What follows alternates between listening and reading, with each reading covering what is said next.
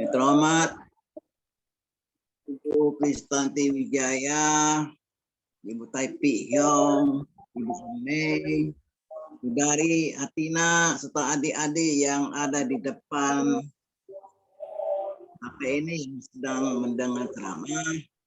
Selamat malam. Malam. Pada malam ini kita belajar surah balasan kepada Maceno Dono. Nih. Itu bukannya kalau kita lihat film kan ada kasino, ada apa sih Dono itu bukan ya. Dono di sini artinya tuan tanah. Seperti Yono Dono. Tahu nggak siapa itu Yono Dono? Itu Nanggito Kemike yang sumbang tanah ke Kui Pusat ICTP sekarang udah jadi. Nah, namanya tuan tanah. Maka di sini Maceno Dono juga seorang tuan tanah. Ya. Jadi sebelum masuk Bosyo, coba kita tahu sedikit ya latar belakangnya dari Maceno Dono. Ya. Jadi Maceno Dono ya dia ada seorang tuan tanah. Ya, dia di daerah Maceno. Maka itu disebutnya Maceno Dono. Di mana? Di Jepang, ya. Beliau adalah pengikut Buddha Nichiren. Ya, artinya mengikuti Buddha Nichiren Daishonin. Dan usianya tua seperti Abu Cebo. Itu pun sudah lanjut usia ya. Ya.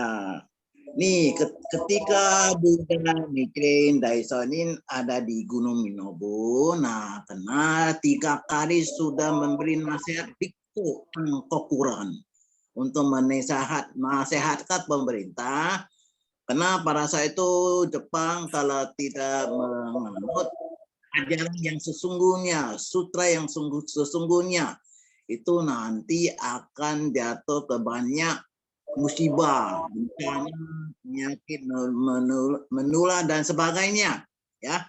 Jadi pada saat itu sudah 3 kali membeli surat kepada pemerintah. Mereka tidak terima nasihatnya, malahan menganiaya Nichiren Daishonin. Karena ibu Tiongkok begitu loh, Tiongkok mau di Jepang. Sesuai pepatah kuno, kalau sudah 3 kali memberi nasihat pada penguasa masih tidak diingatkan, maka itu Nichiren Daishonin masuklah ke Gunung Minobu. Bukan masuk ke Gunung Minobu enak-enak diam-diam loh. Jadi di situ tulis Gosyo. Nah, karena ada di Gunung Minobu di situ. Pada malam ini kita dapat belajar Gosyo dari Nichiren Daishonin di gunung itu tulis Gosyo. Ya. Jadi waktu Nichiren Daishonin sedang ada di gunung itu ya, dia sering mengirimkan dukungan dalam bentuk makanan ya. Ya. Di sini kita jangan ya, sumbangan makanan biasa enggak. Pada saat itu Jepang itu lagi mengalami ya tanahnya kering, retak. Apa yang ditumbuh itu nggak akan bisa tumbuh karena nggak hujan, kering. Tapi di sini lain di Gunung Minobu dingin sekali itu ya. Karena itu puncak itu gunung. Nah, jadi sampai binatang kayak kuda, sapi, anjing, semuanya mati. Kenapa? Tidak dapat makanan. Sehingga itu jadi mana-mana jadi bangkai loh. Sehingga timbulnya apa? Wadah penyakit. Ya.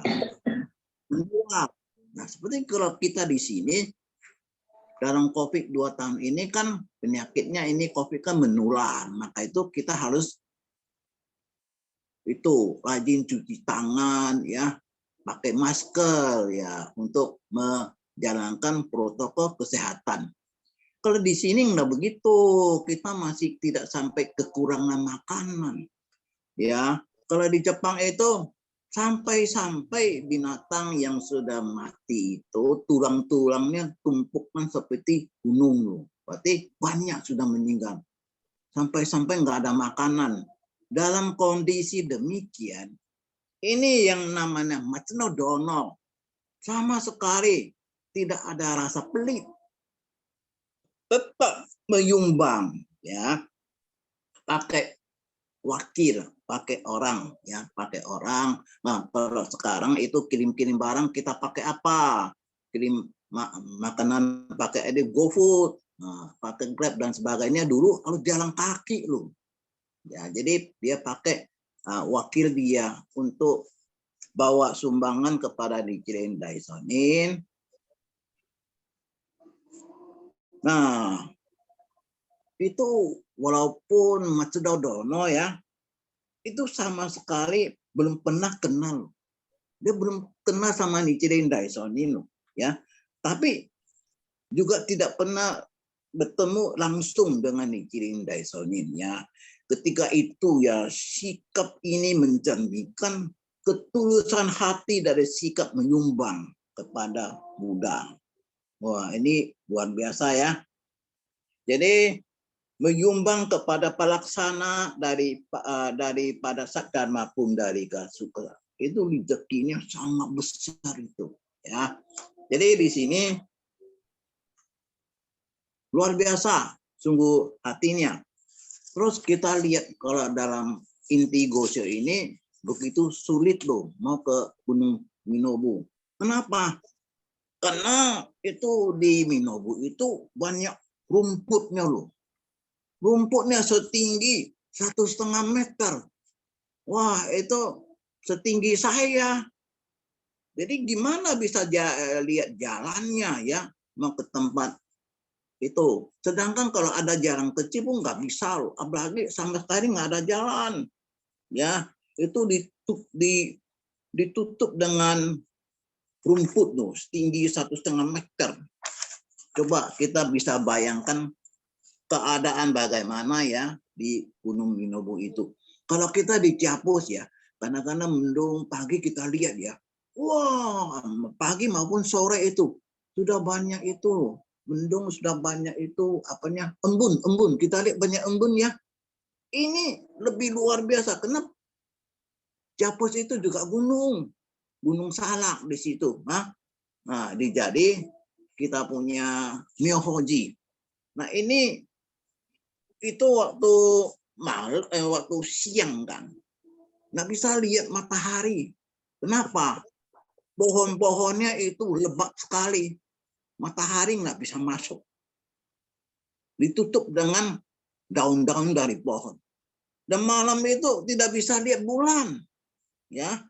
Nah, tambahnya sungainya mengalir dengan deras sekali. Wah, itu kita bisa dengar, bayangkan suara dari sungai itu gimana ya. Kalau udah dengan deras, itu udah kencang sekali.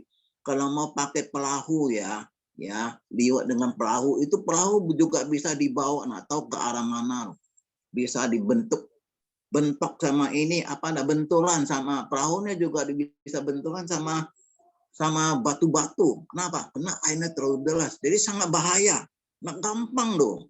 Ya, mau ke tempatnya di mana Nichiren Daishonin mendiam, yaitu di Gunung Minobu. Suasana begitu. Nah, maka jarang orang mau datang. Soalnya suasana tidak diizinkan, ya. Nah, jarang orang mau datang. Kenapa? Karena di mana-mana terdapat pegunungan. Kiri kanan, depan belakang semuanya gunung ya. Jalannya sulit untuk dilalui. Ya mau liwat juga susah loh. Belum lagi dulu itu ya, kalau mana ada dia orang-orang dulu itu bawa kompas. Kalau udah masuk ke tempat gini bisa hilang arah loh. Timur, barat, selatan, utara, mana lagi nggak tahu lagi, sesat. Begitu susahnya loh. Tapi oleh karena sungguh-sungguh dengan sungguh-sungguh bersuruh wakilnya dari Macnodono itu bisa ketemu. Karena dari atasan kasih tahu barang ini harus sampaikan kepada Nichiren Daishonin. Jadi yang melaksanakan tugas bawa makanan juga sungguh-sungguh. Ini ketemu, bisa ketemu. Artinya apa? Itu luar biasa dalam kondisi demikian masih bisa bawa sumbangan. Tuh, jalan aja udah susah, apalagi bawa makanan deh, beban di badan. Tuh luar biasa tuh. Ya, sehingga tidak banyak orang mau berkunjung. Namun demikian, Anda berkali-kali, macam nono, sering-sering ya, suruh pesulungnya, wakilnya, ya, mengirim barang-barang sumbangan. Nah, dan menulis surat kepada saya. Nggak pernah ketemu, tapi melalui surat. Ya, sekarang kita nak ketemu, ya. Kita melalui apa? Melalui WA. Melalui WA. Tahu keadaan kondisinya gimana, gitu kan. Nah, dulu nggak pernah ketemu Nichiren Daishonin, tapi melalui surat, ya.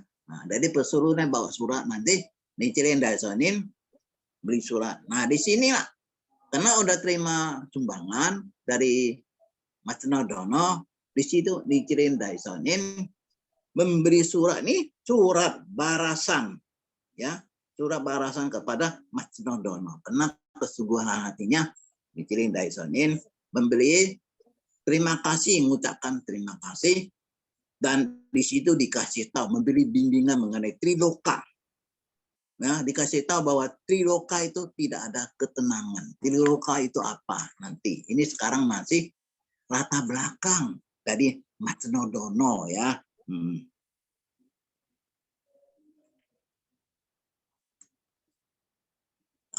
Sini artinya apa? Sungguh merupakan sesuatu yang gaib, waduh, betul-betul gaib loh, ya. Ini Matsuno Dono, luar biasa kamu punya Shinjin, ya. Nah, sekarang ya, Nichiren Daishonin di situ Nichiren Daishonin berada di Minobu yang bersalju. Kalau di luar negeri nanti masuk, atau di Tiongkok yang ada musim begitu masuk winter, musim dingin. Nah, di situ kan timbulnya salju. Karena di gunung itu tinggi, ya, itu dingin sekali, jadi timbulnya salju. Tadi kan kita bisa lihat loh, itu orang yang wakil Matsuno Dono untuk membawa sumbangan kepada Nichiren Daishonin yang mau menuju Gunung Minobu, di mana Nichiren Daishonin punya pendiaman. Nih, orangnya jalan dengan kaki, jalan kaki, ya, dan itu kakinya pun tempat-tempat di mana mau tempuh itu, mau lewat itu salju. Nggak tahu bisa berapa tinggi, bisa 10 cm atau 20 cm. Wah, lumayan dinginnya, ya. Nah, itu cuma dikasih tahu keadaan Minobu yang begitu dingin, ya, karena udah dingin bersalju, ya. Di sini dikasih tahu bahwa Triloka, ya, Triloka itu tidak ada ketenangan, karena tetap tidak menginginkan hukum Buddha. Karena orang yang dalam keadaan Triloka tidak ingin ada ajaran. Ya, contohnya kalau dalam keadaan serba ada, ya, sudah tidak rasanya ikut susunan, ikut, tidak ada masalah lah, itu kan tiap hari ada. Ya, timbulnya apa? Keserakahan, ya, selalu mau cari lebih banyak. Nah, di sini dikasih tahu mengenai Triloka, ya. Triloka itu berarti Kama Dhatu, Rupa Dhatu, dan Arupa Dhatu. Ini artinya apa? Ini artinya 3 keadaan kondisi, ya. Kama Dhatu berarti dunia yang dipenuhi berbagai keinginan. Kalau nafsunya kuat, ini mau, itu mau, itu mau, itu mau, semua mau. Dan tercakup dalam 6 dunia. Kita ada 10 dunia, ya. Kalau dalam keadaan kama dhatu ini itu ada dunia neraka. Kalau dalam neraka itu gimana? Menderita loh. Kenapa menderita? Hawa nafsu, kalau hawa nafsunya tidak tercapai, menderita. Kalau kita ingin sesuatu itu, tapi keinginan kita tidak tercapai, gimana? Menderita. Kelaparan, ya. Kebinatangan, kemukahan artinya kemarahan, kemanusiaan dan surga. Ini 6 macam ini disebut kama dhatu, itu hawa nafsu, ya. Kemudian itu ada lagi rupa dhatu. Ya, rupa dhatu itu berarti dunia bukan ya. Itu yang pertama kama dhatu, ya. Yang kedua itu rupa dhatu menunjukkan dunia materi. Yang kedua itu sifatnya apa? Pentingnya material gitu ya. Maunya mobil, sudah ada mobil, mau mobil lebih bagus lagi. Maunya rumah, sudah ada rumah, maunya lebih bagus lagi. Ini apalagi kalau umpamanya ini cuma sebagai contoh. Kalau untuk wanita sudah ada baju baru, nanti mau undangan nggak ada baju lu, itu sudah pernah pakai sekali, mau lagi beli lagi, ya kan? Udah ada tas, pengen ada yang keluar tas merek-merek yang good brand, ya, yang new brand itu yang terkenal, pengen mau lagi. Nah itu mengenai apa? Pentingkan material. Dan ketiga itu arupa dhatu, berarti dunia spiritual yang terlepas dari hawa nafsu dan material. Nah ini lebih kesadaran lebih tinggi lagi. Nah begitu nafsu dan begitu terus kerja sama material, ya. Ini ketiganya ada dalam dunia surga. Nah ini mengenai triloka itu kondisi ini itu adalah dalam keadaan dunia surga. Surga itu bahagia.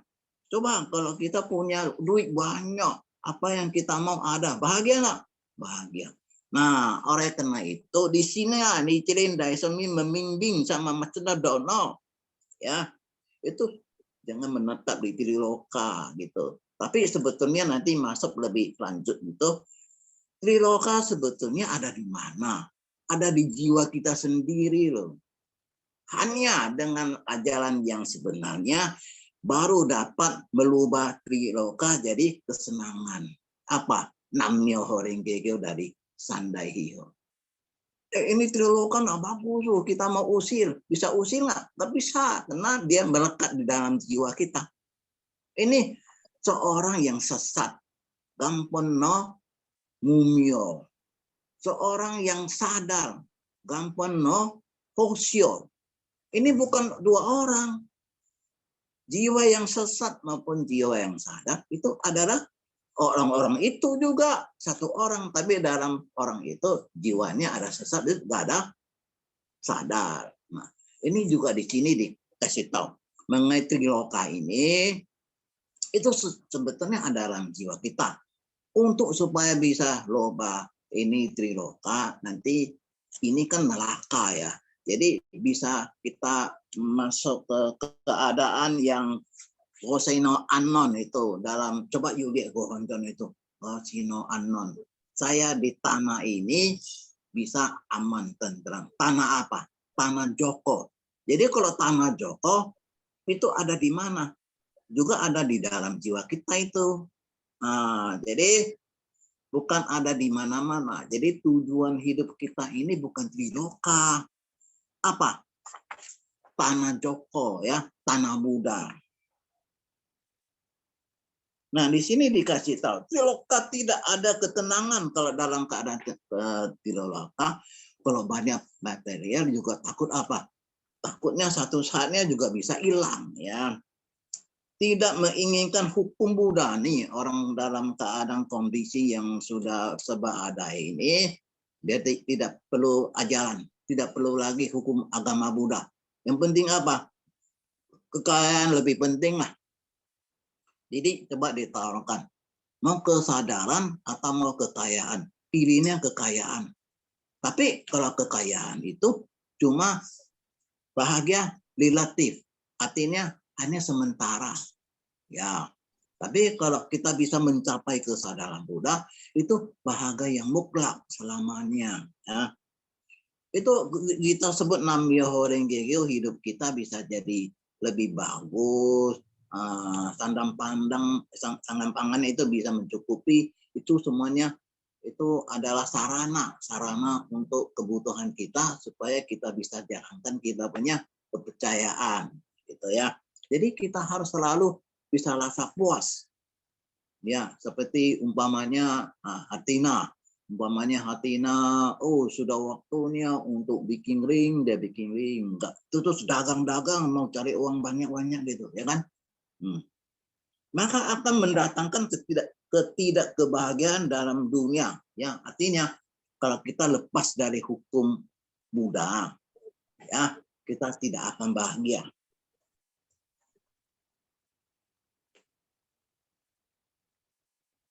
Ini pada saat itu di Jepang ya, kekurangan makanan. Ya, kenapa? Karena tidak hujan, kekeringan, tanahnya sampai letak, tumbuh apapun nggak bisa hidup. Mau tanam padi, ya itu sawah pun jadi kering, paceklik. Dan di samping itu wabahnya penyakit menular. Kenapa? Binatang kayak kambing, anjing, sapi nggak dapat makanan, mati semua. Udah mati, tuh lalat-lalatnya banyak tuh. Timbul penyakit menular ya. Lebih buruk lagi loh, nanti ada lebih buruk lagi loh ya. Lebih buruk apa nanti di belakang ini Gus dikatakan sampai tidak ada makanan, sampai manusia yang kalau sudah mati udah dibuang di luar, itu badannya jenazahnya diteranjangkan. Kenapa? Ambil dia punya pakaian. Nah, nanti dagingnya gimana? Dicampur-campur sama ikan, campur sama rusa, daging rusa, maupun anak kecil dibunuh. Untuk apa? Untuk dijual. Kenapa? Sudah dalam keadaan nggak ada makanan. Karena dosa memfitnah Saddhamma Pundalika. Kenapa bisa jadi demikian? Hal-hal terjadi, 3 rencana, 7 musibah. Kenapa bisa timbul hal demikian? Oleh karena menfitnah dharma. Menfitnah dharma itu adalah membunuh jiwa Buddha, mengatakan sesuatu yang tidak benar, menfitnah ya. Nah, itu sebelumnya Buddha Nichiren Daishonin kan Buddha tahu 3 masa. Yang apa yang akan datang itu beliau udah tahu. Terus di sini disampaikan dengan surat tesis Angkokuran, yaitu surat menenteramkan negara untuk harus menyebut sutra yang benar, yaitu Nam-myoho Renge Kyo. Tapi pemerintah sama sekali tidak dihiraukan, tidak mau dengar, tidak diindahkan apa Nichiren Daishonin sebut, sehingga inilah terjadi akibatnya. Nah, Nichiren Daishonin bukan hore gembira loh. Kenapa? Apa yang saya lamakan semua jadi nyata. Enggak. Nichiren Daishonin bisa tahu begitu semuanya kena dari Saddhamma Pundalika Sutra. Di situ sudah ada dikatakan demikian. Juga dikatakan bahwa itu orang yang jalankan pelaksana Saddhamma Pundalika Sutra juga akan dapat penganiayaan. Semua sudah dibilangkan, sudah diramalkan dari sutra Saddhamma Pundalika Sutra. Tapi Nichiren Daishonin tidak takut. Demi kebahagiaan umat manusia, Nichiren Daishonin tetap sembaluaskan Nam-myoho Renge Kyo. hanyalah Namyo Renge Kyo yang dapat selamatkan, ya, yang bisa membuat hidup kita bahagia, artinya bisa membuat kita mencapai kesadaran Buddha. Jadi ini semua malapetaka terjadi, musibah semuanya itu oleh karena satu negara itu semuanya menfitnah Dharma, ya.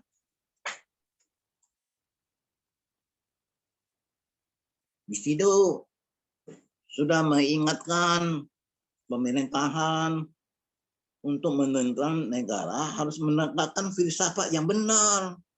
Ya, maka itu pada tahun 1260 Nichiren Daishonin kirim surat ke pemerintahan.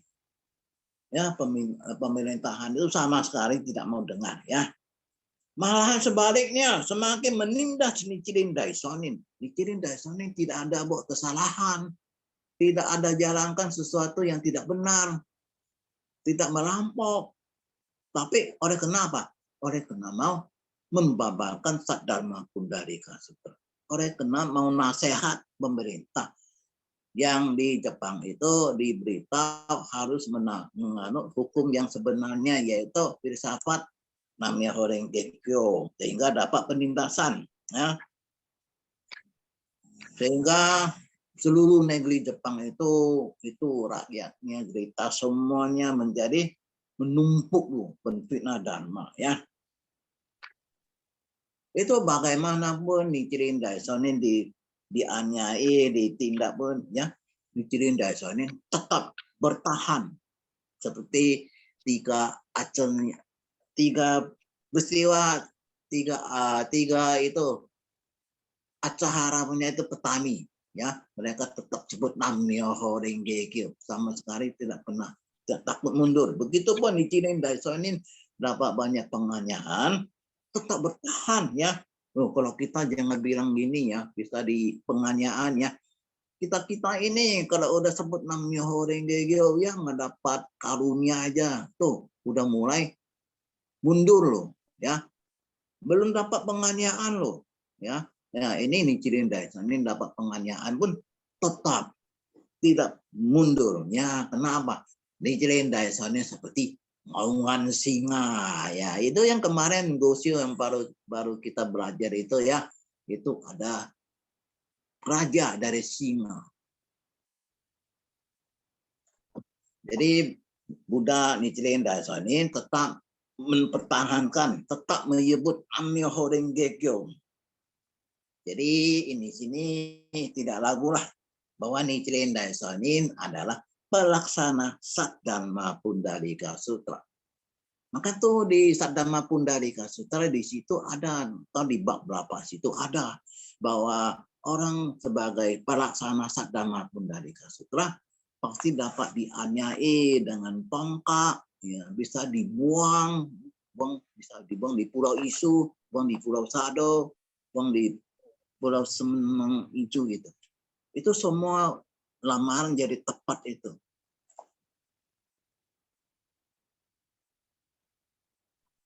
Nah, di sini juga dikatakan sebagai pelaksana Saddharma Pundalika Sutra bagi orang yang menyebarkan Namyo Renge Kyo ada kesulitan, mendapat kesulitan apa?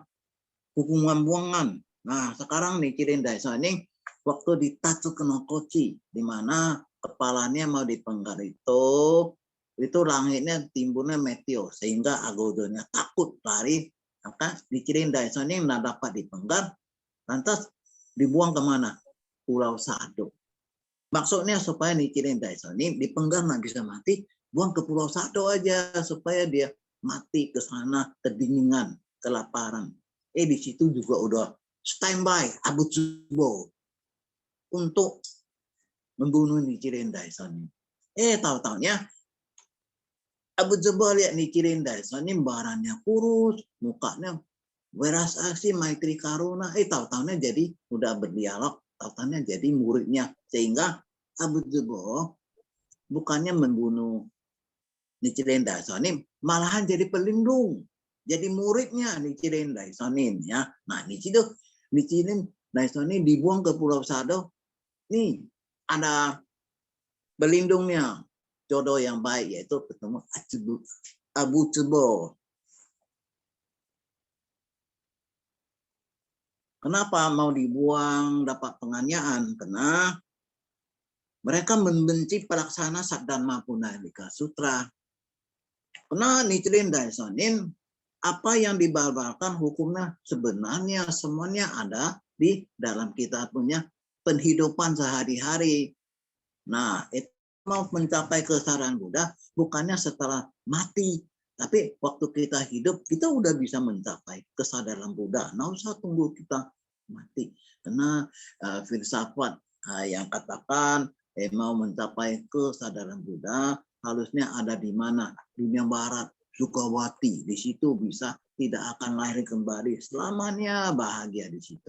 Makanya Nichiren Daishonin luluskan, bukan demikian. Bukannya harus tunggu mati.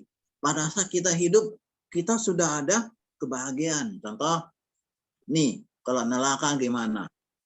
Kalau dalam ajaran kita itu kalau di situ dikatakan neraka adalah di bawah tanah.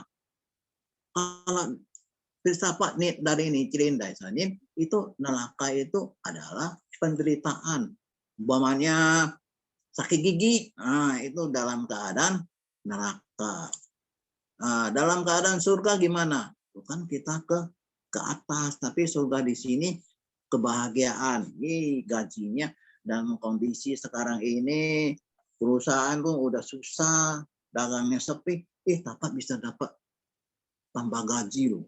Bukan dipotong gaji, tapi tambah gaji. Itu adalah surga. Itu semuanya terjadi pada saat kita hidup, bukan setelah mati baru di Sukawati, ya. Nah, ini mereka nggak senang sama Nichiren Daishonin. Kenapa? Kalau semua ikut Nichiren Daishonin, nanti filsafat itu ulaku lo, bosengli lo, bolicuan lo gitu. Jadi mereka benci sama Nichiren Daishonin, ya.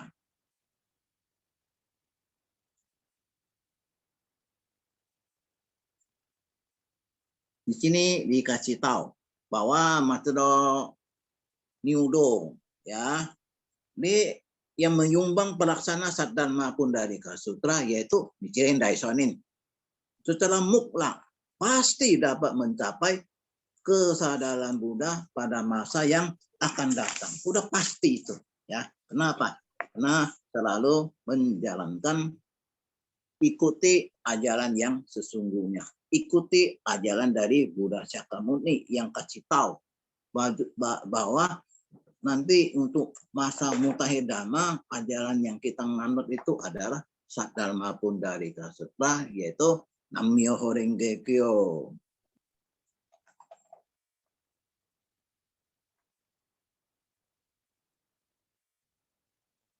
Di sini waktu disuruh wakilnya dari Macenodono, ya, dengan berjalan kaki dalam salju, coba luar biasa itu. Kita jangan bilang keluar, ya. Ya, kita kadang-kadang kalau buka AC udah jam 4, jam 5 udah dingin sekali loh, udah mulai pakai selimut tutup loh. Tapi ini jalan kaki, berjalan kaki dalam salju loh.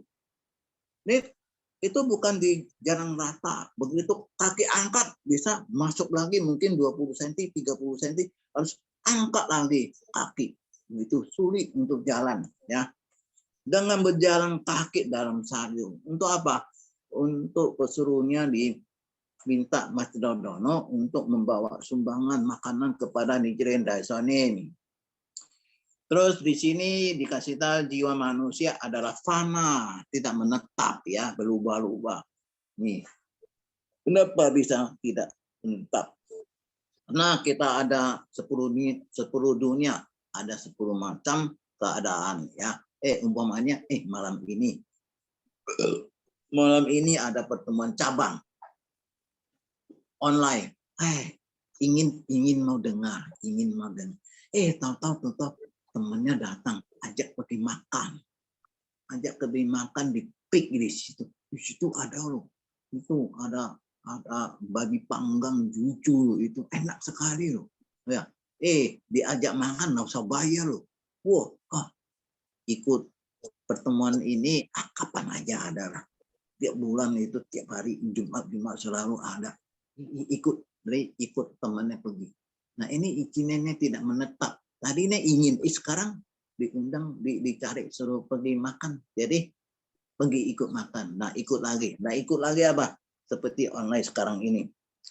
Jiwa manusia adalah fana, tidak menetap, ya, tidak menetap. Kenapa?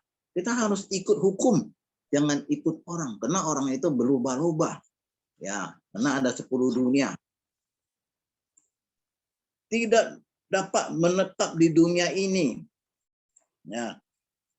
Jadi lebih tidak dapat diandalkan daripada derasnya aliran air gunung.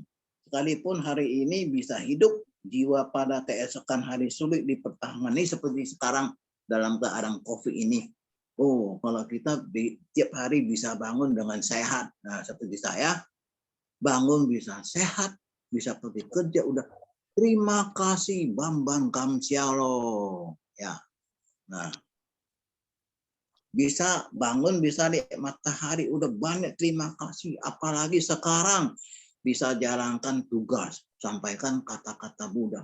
Banyak terima kasih. Nam-myoho Renge Kyo, terima kasih.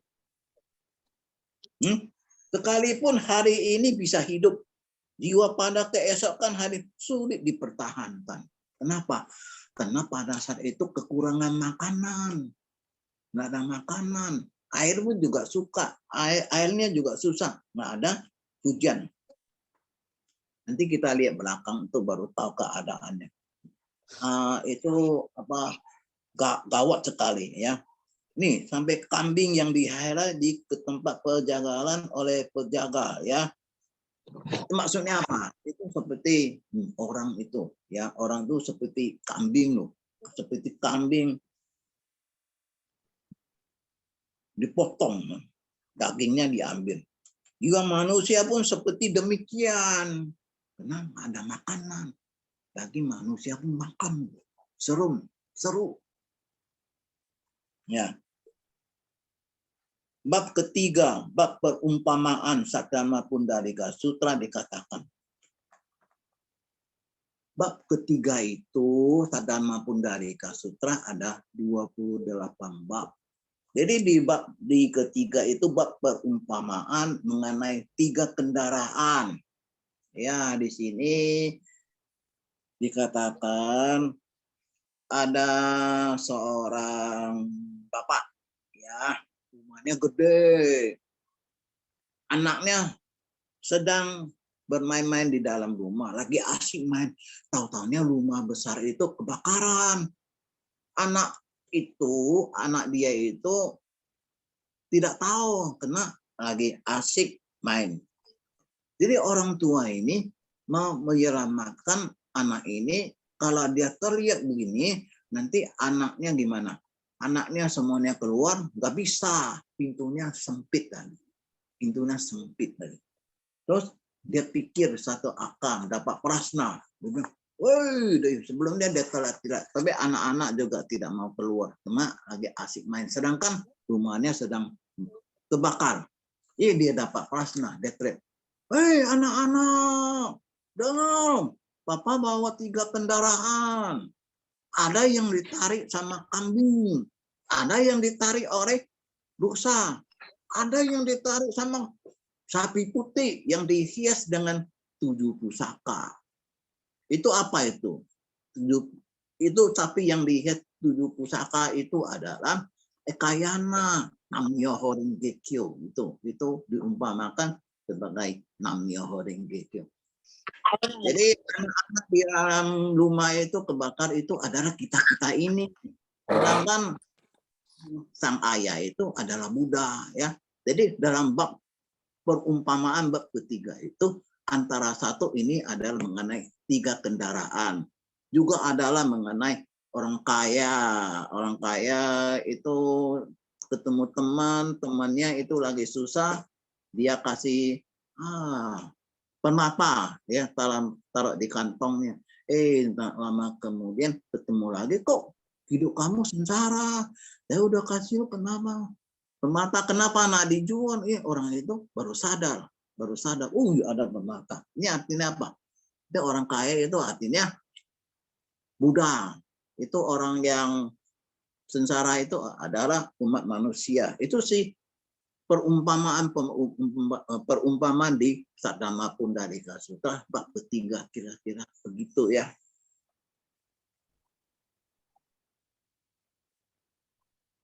Nah, di sini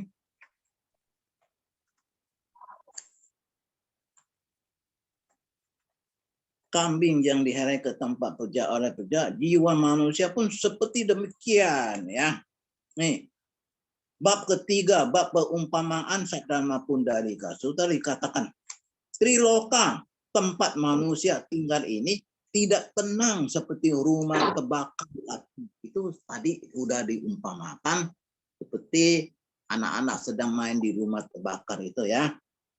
Penuh dengan bermacam-macam penderitaan dan kesulitan, merupakan dunia yang sungguh menakutkan. Kalau dalam keadaan Triloka, itu dalam keadaan panas. Panas. Coba kalau kita nggak ada lampu, nggak ada listrik, padam, gimana? Suasana sekarang lagi panas ya. Mau tidur juga susah. Ini panasnya lebih hebat lagi loh ini. Ini selalu dikasih tahu kita anak kecil, kita adalah anak kecil ya. Kita harus selalu waspada ya, harus hati-hati. Jangan terjebak ke apa? Ke Triloka ya. Hanya pentingkan materi gitu ya. Jadi bab ini, bab perumpama ini juga menasehati dan melarang perbuatan dosa yang menakutkan. Dosa yang menakutkan itu apa? Bagi mereka yang menfitnah terhadap Saddhamma Pundalika Sutta. Banyak orang nak menyadari loh. Ngomong-ngomong nggak tanpa pikir, lu punya gohonzon tidak ada kekuatan. Itu menfitnah Dharma. Itu menfitnah Dharma, tapi mereka tidak paham. Ini di sini coba ya, di bab Saddhamma Pundalika Sutta, di bab ketiga ini, bab ini juga menasehati, dikasih tahu loh, hati-hati ya, jangan sekali-sekali menfitnah Dharma ya, meralang, nggak boleh loh, meralang pembuatan dosa, dosa yang apa? Dosa yang paling menakutkan itu apa? Bagi mereka yang menfitnah terhadap Saddhamma Pundalika Sutta. Itu dosanya awici. Awici artinya penderitaan yang tidak terputus-putusnya. Jadi ini di bab ketiga di situ udah dikasih nasihat, jangan menfitnah Dharma. Ya, coba kita lihat sampai sekarang ini masih ada. Masih ada.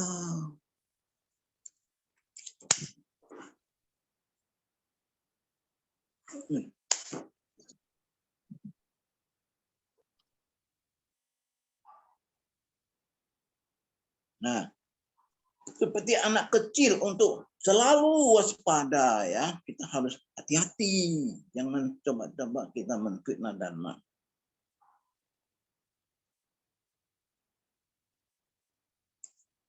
Nih, sekalipun umat manusia masa akhir Dhamma sudah mendengar ajaran Buddha Shakyamuni. Ya, Buddha Shakyamuni udah dikasih tahu bahwa nanti pada mutakhir Dhamma ini hukum yang harus ditaati, harus dijalankan hanya Saddhamma Pundalika Sutta. Itu Nam-myoho Renge Kyo ya.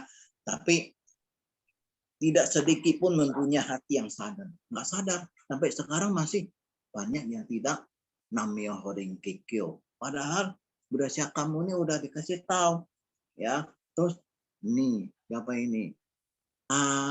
Katina juga pernah tanya, kok kita Nam-myoho Renge Kyo hanya sebut Nam-myoho Renge Kyo tidak ada patung.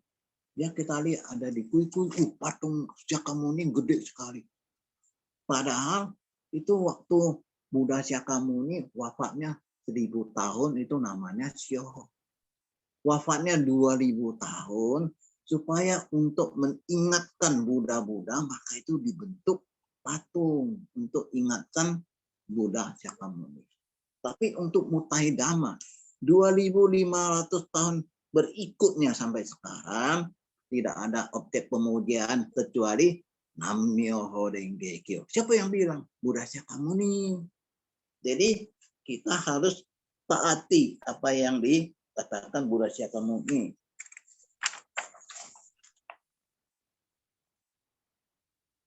Nah, ini tadi dikatakan di sini, badan yang sudah mati, jenazah dibuang ke lapangan dalam satu malam langsung menjadi telanjang.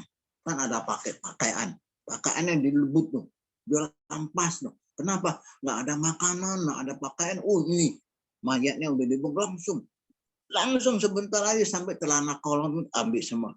Namun tetap berusaha dihias dengan dikenakan pakaian bagus.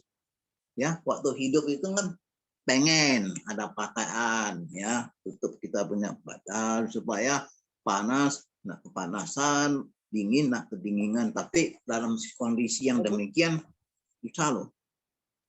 Kalau mayat sudah jadi mayat jenazah 3 hari kemudian ya, 3 hari kemudian bisa jadi air.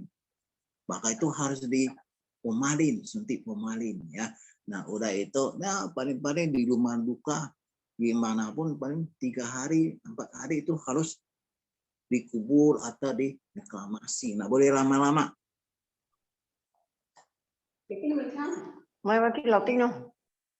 Mobil dan mencabik daging orang sakit nih, orang yang sakit itu dicabik-cabik dagingnya. Anak kecil pun, aduh kasihan benar. Kenapa? Serem ya. Nih sadis pada saat itu kalau nggak ada makanan begitu. Kemudian membeli itu dan memakannya, kita nggak tahu ya itu dicampur sama ikan atau dicampur sama daging apa. Kemudian dijual, kita beli dan makan ya. Oh ikan dan rusa ya, itu daging itu. Tahu yang gimana diceritakan ini, yang sakit punya anak kecil atau apa, dagingnya dicampur ikan dan rusa ya. Ini orang-orang kemudian membeli itu dan memakannya. Penyakit menular memenuhi seluruh negeri ya, karena banyak mayat nggak dapat makanan. Maka itu banyak kita bilang, jangan bilang apa ya, bangkai tikus aja loh, bangkai tikus. Kalau udah tikus sudah mati coba taruh di rumah, wah jauh bangkai ya, jauh bangkai. Itu baunya seperti gas. Kalau gas sudah mau habis, nah itu baunya demikian ya.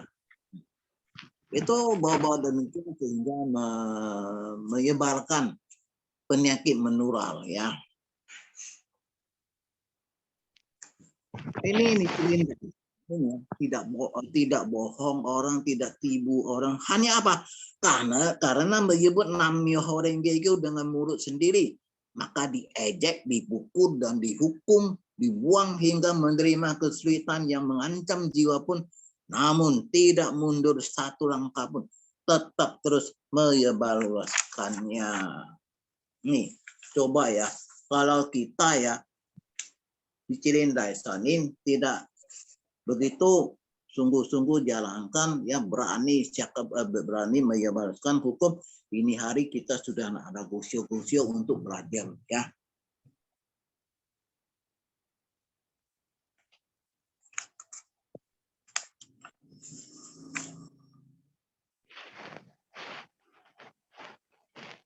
Ini dalam sutra Niwana ada sutra pembuka Muryo Gikyo. Ini sutra Niwana, sutra menutup. Nah, waktu Buddha Shakyamuni mau wafat, Buddha tahu loh kalau dia mau wafat, dia tahu karena Buddha. Dia untuk menyelamatkan Raja Ajasattu yang kejam itu, babakan Niwana Sutra.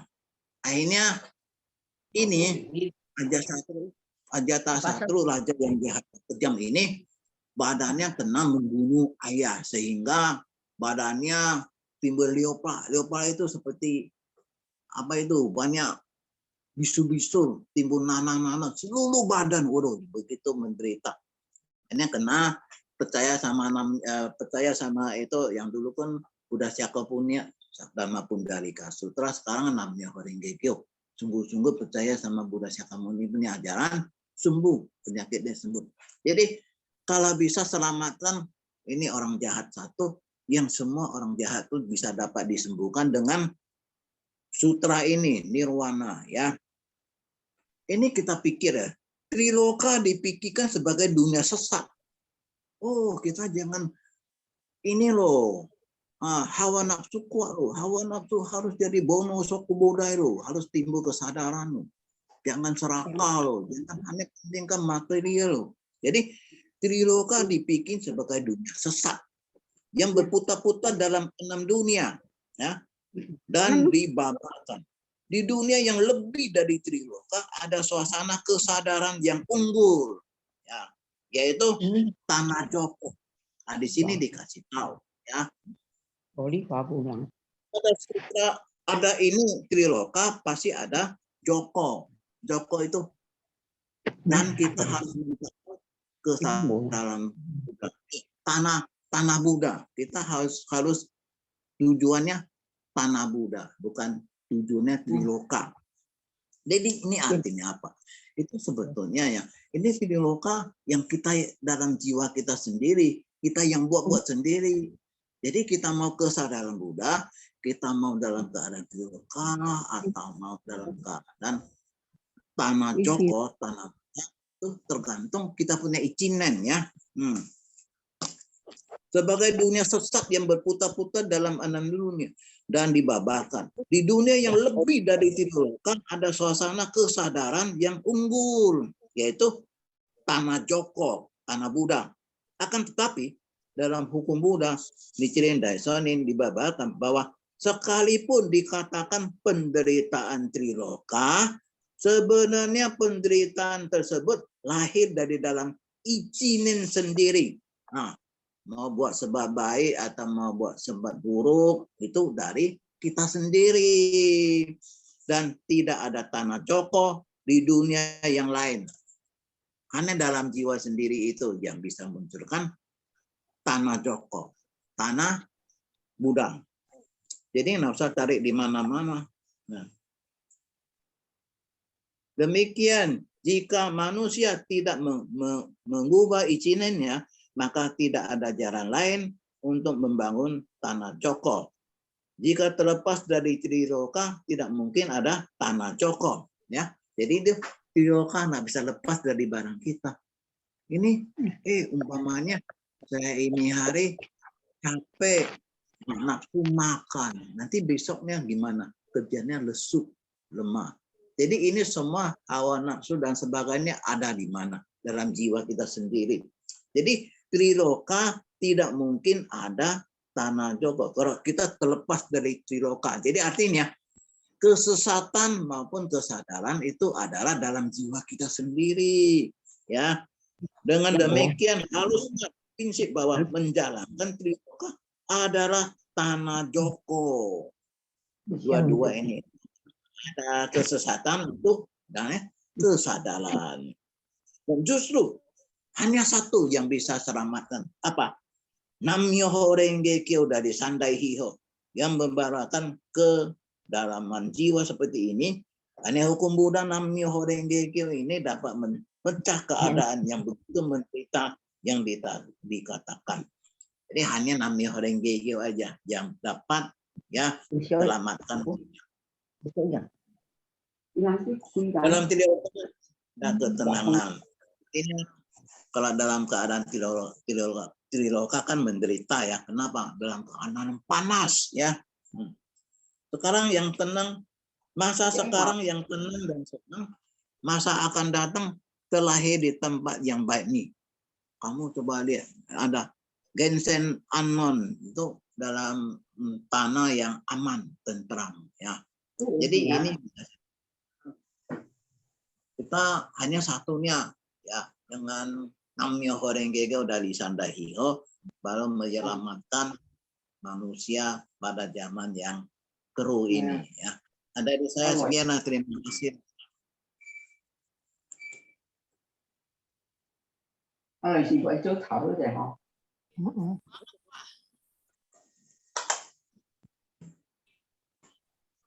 Oh itu Bu.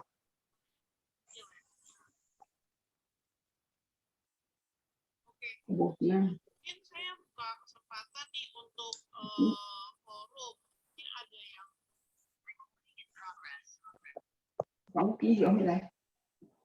ya, mungkin ada dari Bapak Ibu yang mau bertanya atau ada yang mau menambahkan.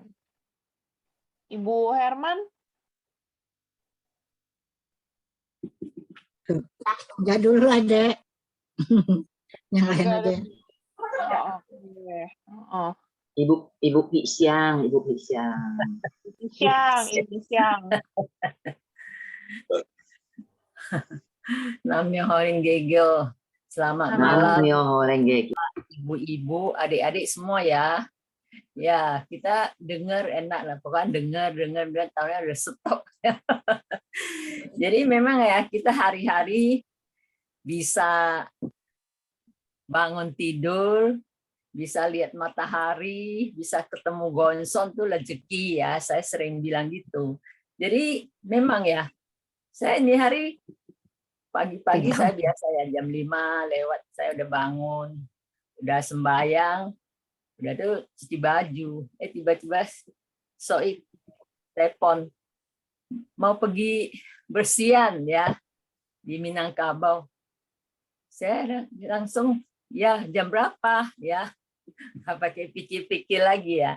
Kalau kita pakai pikiran males lah inilah itu, langsung jam berapa, jam 10 ya, oke lah, cepet-cepet lo cuci baju ya, atau mau masak ada ikan ada apa ya, nggak masak lah, udah itu jam 10 berangkat, udah pulang sampai rumah jam 4 ya. Jadi nggak bisa masak dong, jadi makan nasi goreng aja. Jadi makanya ya, hari-hari cepat lewat ya. Tahu-tahunya Jumat ya. Jadi kita itu kadang-kadang ya namanya manusia banyak khawatir ya. Kalau dulu saya paling khawatir apa yang sebelum datang punya kita khawatir ini, khawatir itu. Sebetulnya apa yang kita khawatir belum tentu kita bisa atur ya. Kan nggak bisa diatur. Ini hari kita bisa dengar kata-kata Buddha, bisa ikut YouTube ya. Belum tentu besok kita masih ada ya. Jadi itu jiwa itu penting ya. Ya ajal itu ada sekarang ya. Jadi makanya ya kita ada waktu kita harus sungguh hati ya. Jangan khawatir terus, percuma lah. Pokoknya kita depan goncon sungguh-sungguh jalanin ya. Ya kadang-kadang kita bisa pikir gimana ya, ada pikiran ya, tapi itu nggak mungkin kita pikir terus ya. Kita depan gonson daimoku ya, tadi di Minangkabau daimoku banyak gitu ya. Jadi rasa itu gimana kita bisa ke Minangkabau ya, itu tautannya sebentar aja udah sampai, tautannya sore sampai rumah gitu, kayak mimpi ya kadang-kadang ya nggak sangka kita bisa pergi pulang lagi sehat gitu ya.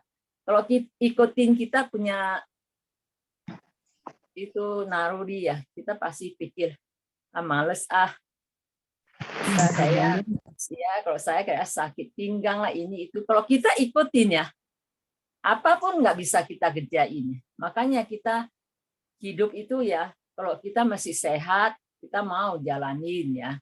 Memang kalau kita jalanin hari-hari jalaninnya kata-kata Buddha. Jadi apapun bisa diatasin loh, saya rasa itu ya. Kalau kita nggak bisa atasin ya, pasti kita banyak kekurangan ya. Memang ya manusia itu banyak kekurangan. Kita khawatir ya, karena dulu anak masih kecil ya, kalau sakit kita khawatir. Nanti udah besar ya khawatir lagi lah ini terus ya. Sampai udah married kita masih anggap dia orang anak-anak gitu ya. Jadi itu kita itu nggak mungkin ya bisa khawatir terus ya.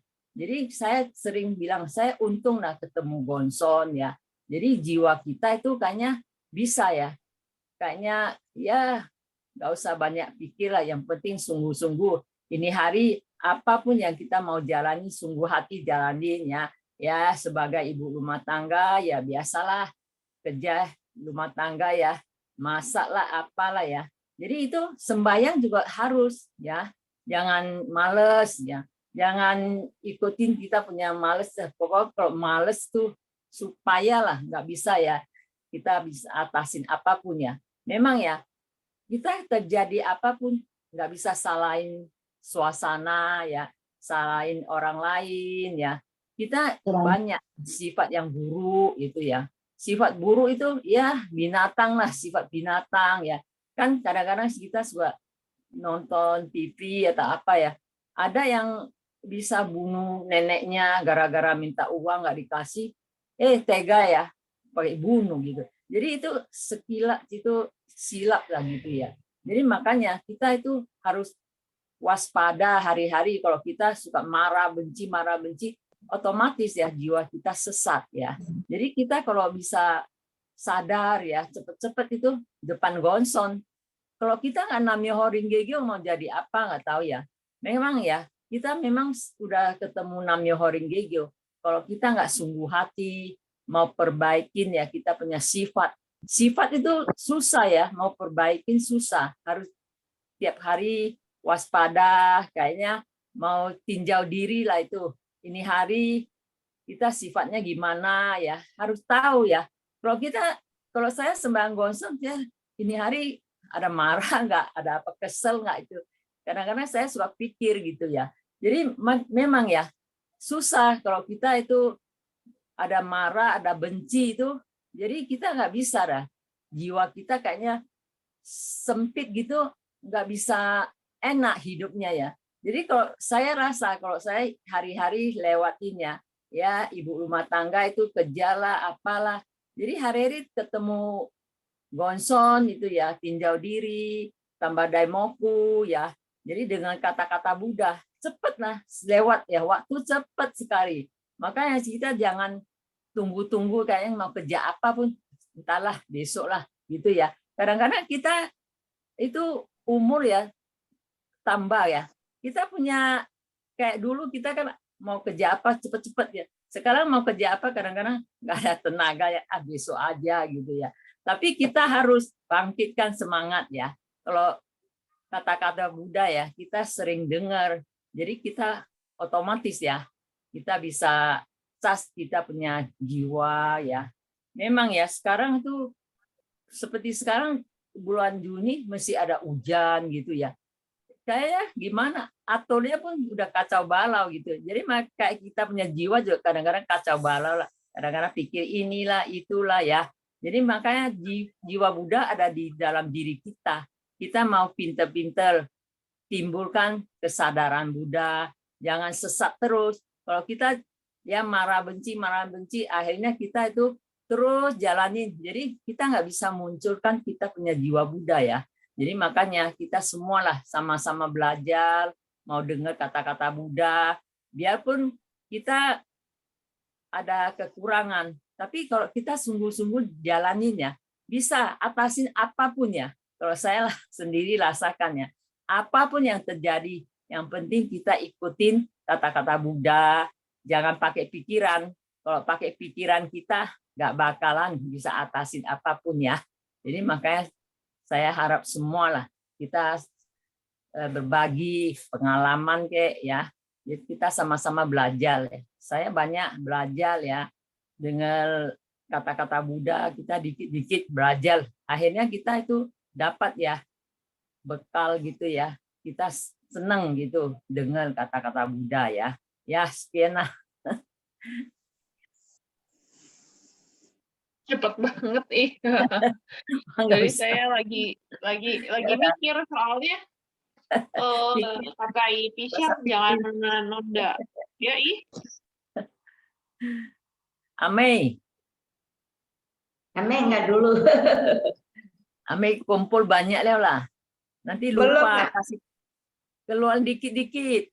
Mai tumpuk. Tumpuk lebih banyak. Tumpuk-tumpuk waktunya. Ya ngomong dikit lah, Mei. Apa dirasain ini hari? Hari-hari gimana? Ada aja, Mei. Ada.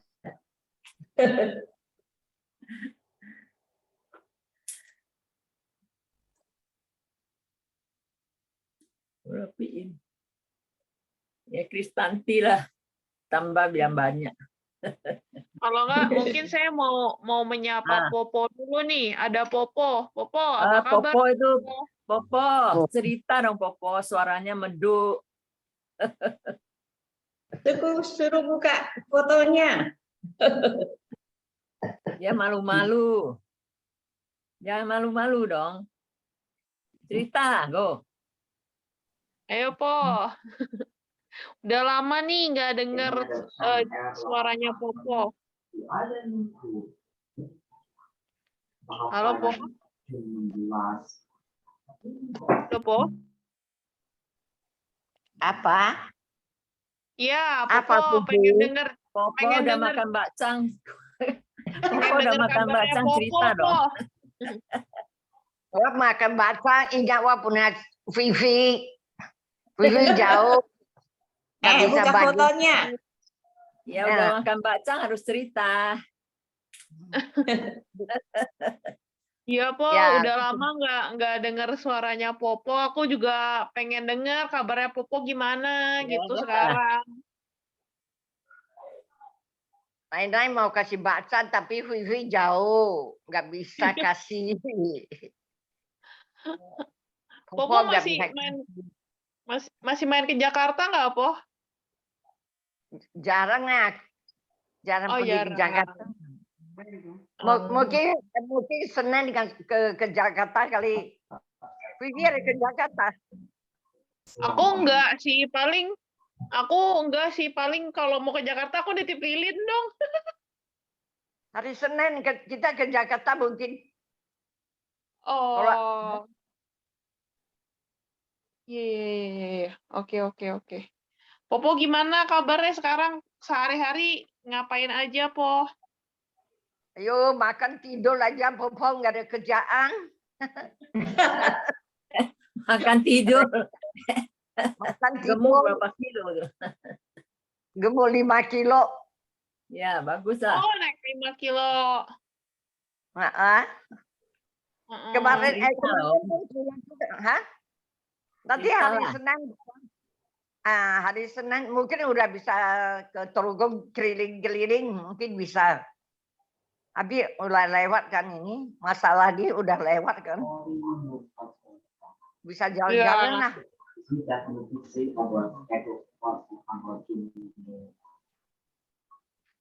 Lilian. Lilian makan. Lilian Makan. Hah? Pisang Makan ceritanya apa? bagus. Pisang mana sih pisang? Pisang ceritanya bagus, sekarang pinter ya. Hah? Kamu cerita pinter sekarang udah pinter. Pinter apa? Pinter ceramah. Pinter ceramah. Halo Udah lancar. ceramah. Kristanti loh ceramah. Saya bukan ceramah. Saya cuma saya ngomong. Lah Kristanti lah. Pelajaran Pisang. banyak tuh. Kasih tahu. Pisang. Hah? Pisang. Itu Oi. kan ceramah hari-hari itu. Nah, itu bagus sekali. Gua dengar pun enak kok. Semangat Dengar kok. enak. Saya mau dengar lu ngomong enak lu Maikong. Ngomong Ya, dong. kan. Lu enak sendiri saya mau dengar. Lu di sana udah enak-enak lo, lupa ya. Enggak lah, enggak lupa. Ya makanya cerita dong gimana. Ya sekarang, ya saya cerita sedikit ya. Ya banyak lah. Silakan, Po. Bapak Latumia, Ibu Kesanti, cucu saya Vivi, dan Ameng, semuanya lah. Ya. Selamat malam ya. Ya, memang Pisang bilang saya udah di sini senang-senang. Ya memang sudah senang-senang lah. Tapi ada juga yang sulitan pun ada, senang pun ada. Gitu. Tapi bisalah kita udah bisa terima lah, semua bisa terima lah itu. Udah jadi begitu mau apa lagi? Ya udah, terima aja, gembira aja. Jadi makan tidur kayak babi buta gitulah. Bahkan tidur gak ada kerjaan. Jadi kalau Di Jakarta kan saya kalau nggak ada kerjaan kan bisa ke anggota bener rumah. Tapi kalau di sini mau ke rumah anggota jauh. Lagi saya nggak kenal. Nah, tapi kalau ke tetangga kita nggak kenal. Jadi di rumah aja lah. Main TikTok lah, main TikTok aja lah. Tiap hari main TikTok. Lihat TV, lihat kalian ceramah gitu loh. Puter-puter lihat ceramah aja. Taman hari gitu aja lewat-lewat gitu. Kalau ke pasar, seminggu sekali kita ke pasar. Ayo anterin ke pasar. Jadi ini hari kan Jumat. Jadi ini hari enggak ke pasar. Ini hari masak itu apa? Dan ubi, daun singkong gitu. Masak makan. Nanti besok Sabtu, besok udah ke pasar. Tiap hari Sabtu Minggu lah. Kalau enggak Sabtu Minggu. Kalau enggak Minggu Sabtu kita ke pasar. Belanja 1 minggu sekali. Mau makan apa? Seminggu sekali. Nah, kalau mau makan terogong punya makanan, nanti kita kalau ke terogong kita makan nasi Padang. Saya kalau pulang ke Jakarta sering makan nasi Padang. Nggak masak kan? Makan aja, makan. Tapi saya pikir-pikir kalau mau ke rumah anggota takut juga ya. Takut nanti ke rumah anggota mau terima apa enggak gitu. Karena kan pikir-pikir juga ingat. Kangen juga mau ke rumah Pisang, ke rumah Soi. Tapi enggak berani. Nanti kalau sampai rumah enggak mau buka pintu kan enggak enak. Tapi kadang-kadang kangen juga. Tapi ada ceramah, saya lihat kalian pernah foto semua. Wajahnya bagus-bagus. Cakep ya udahlah. Udah syukurlah. Saya punya wifi pun saya lihatnya pun udah cerah mukanya, saya pun senang. Biar saya jauh-jauh. Kita nggak lihat kamu. Iya, lu punya muka mana? Kita nggak lihat muka. Kita Kamu mau lihat sendiri dong. nggak dibuka. Kalau Bobo udah peot, Bobo sudah peot. Gemuk 3 Bobo kilo sama pasti cakep. udah. Amei bagus Amei. Amei lu tambah gemuk, Mei.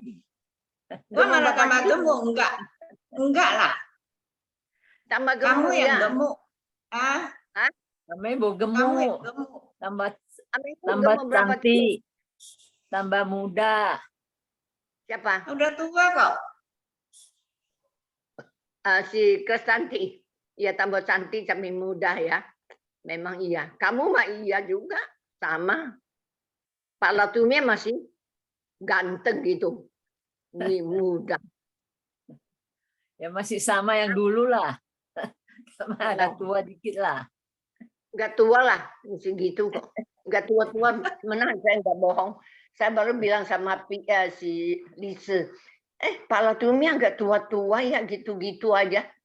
Gua bilang gitu. Bagus ah. Ya. Ya. Udah ya, mau cerita apa lagi ya? Kamu Ya, bikin ya. bakso nggak? Pisang. Ya. Bikin bakso. Nah. Kamu bikin Ya. bakso nggak? Hah? Nah, Kamu ada bikin bakso nggak? Hahaha. saya bikin Hah? bakcang. Belum, Bikin. saya mau ke rumah kamu makan bakcang. Kapan? Kapan mau ke rumah gua? Tahu bikin bakso ke rumah kan? Yalah. Ya. Nah, udahlah ya. Udah ya, Ya. lu cerita ya. Ya, nanti. Ya. Ya, Ya, Po. oke. Nanti pertemuan minggu depan lagi aku tanya Popo lagi biar ada suaranya lagi. Yalah, suara merdu loh Wah, suaranya loh. kamu udah senang lah, Vivi. Popo udah Ya. dengar suara kamu, udah senang. Ya, Jadi aku juga macam senang dengar suara Popo. Ya. Nanti kalau Popo ada lilin nanti saya bawa ke, kalau ada ya nanti Wak cari dulu. Karena kita nggak pulang nggak kerja lilin. Nanti Wak cari bongkar-bongkar kalau ada saya bawa ke rumah lah. Tapi rumah nggak ada orang ya. Oh iya, nggak apa-apa sih, Po. Kalau kalau nggak ngerepotin. Kalau ngerepotin jangan. Tapi Kan nggak ada Popo orang, bisa. rumahnya nggak ada orang, mau kasih siapa? Nggak apa-apa, bisa titip satpam. Tapi aku pikir daripada ke rumah aku nggak ada orang, lebih mending main ke rumah Ii Pisyang, ngobrol sama makan bacang sama Ii Pisyang. Pisang bikin bacang nggak mau kasih Popo. Waduh, gimana tuh I? Nah, lu tanya Pisang Apa? coba.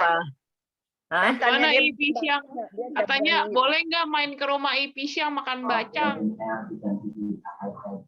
Bukan bacang-bacangnya mana? Iyalah. Nanti tahun Bacangnya depan Ii lu bikin Pisyang bacang bikin. datang lagi. Oke. Ya oke ya. Yo. Ya lo Ya, semua oke. udah. Masih Ya. ya, terima kasih semuanya. Sehat-sehat ya. Makasih. Pandi Makasih, ya. Popo. Yo. Oke, mungkin kalau nggak ada yang mau menambahkan atau mau bertanya, saya mau bertanya. Ya.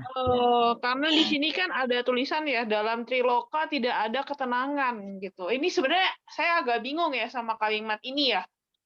Karena emang tujuan kita sembahyang atau tujuan kita berdoa itu sebenarnya cari ketenangan gitu kan. Maksudnya kayak ya walaupun kita ada masalah, kita bisa dengan hati yang tenang menghadapinya gitu. Apapun yang terjadi sama kita gitu. Tapi dalam Triloka itu tidak ada ketenangan, itu sebenarnya maksudnya kayak gimana? Ini yang bagi saya agak bingung ya. Satu itu. Kedua, terus ngelihat ini penggambaran suasana Jepang di Gosho ini tuh serem banget ya ternyata gitu ya. Maksudnya sampai mayat aja dirampok gitu ya. Terus daging manusia dimakan, dicampur sama daging ikan dan daging rusa. Itu tuh bagi saya kayak, loh, oh ternyata zaman dulu itu keruhnya hampir sama dengan manusia zaman sekarang ya gitu. Terus jadi apakah sebenarnya itu kan masa akhir Dharma itu kan memang udah diperkirakan nih bahwa manusianya akan keruh gitu kan. Mulainya itu tuh apakah sejak itu tuh sejak dari zamannya Buddha Nichiren Daishonin itu udah termasuk masa akhir Dharma atau sekarang ini baru masuk masa akhir Dharma gitu. Kalau dilihat kejahatannya tuh keruh juga gitu ya. Mungkin dari saya pertanyaannya itu saja. Nah, mungkin kita langsung saja kepada I Kristanti, mungkin waktu dan tempat kami persilahkan. Nam-myoho Renge Kyo. Namyoho. Selamat malam Bapak-bapak, Ibu-ibu, dan adik-adik Malam. semuanya.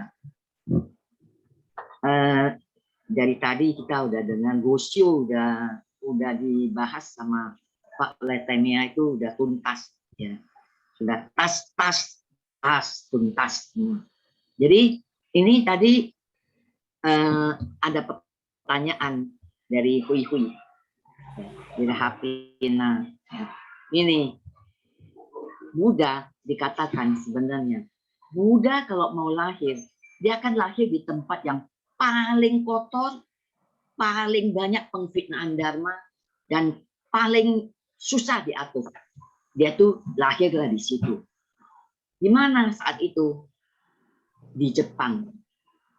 Di Jepang itu saat itu. Jadi sekarang saya ini menjelaskannya. Kita merasakan sekarang saya nggak pernah loh memfitnah dharma. Saya merasakan saya benar loh.